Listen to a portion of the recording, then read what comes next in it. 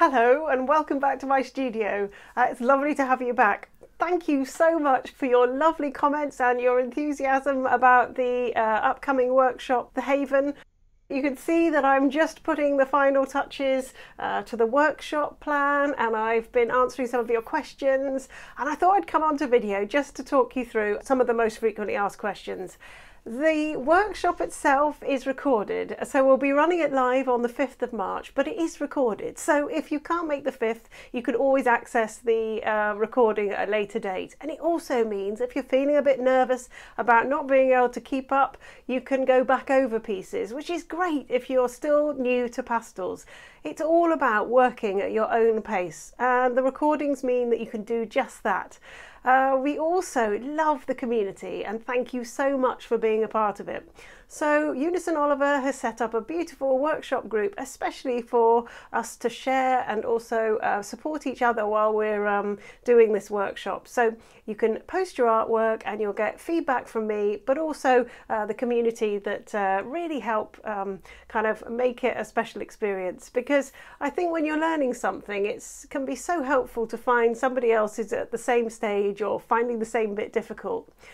The other advantage to this workshop is that over the 4 hours I'll be stopping regularly to talk about your questions. Some of you have had some really insightful questions during the 5-day challenge, but there just isn't always enough time to cover them in the depth that we will be able to during the workshop. One of the interesting things that we'll be covering is paper surfaces. So as you'll know by now, I'm a great fan of textured surfaces, but what are the workarounds that I would recommend for creating artworks if you don't have exactly the same as me? So we'll be talking about how to create surfaces, what the different effects would be if you're using a slightly different one. I'm going to be showing you another favourite of mine, Art Spectrum Colour Fix. But also if you're using watercolour paper, we're going to be looking at the surfaces that you can prepare to use different kind of media and get the same result. So there'll be a more in-depth approach to that starting kind of texture and how to create it.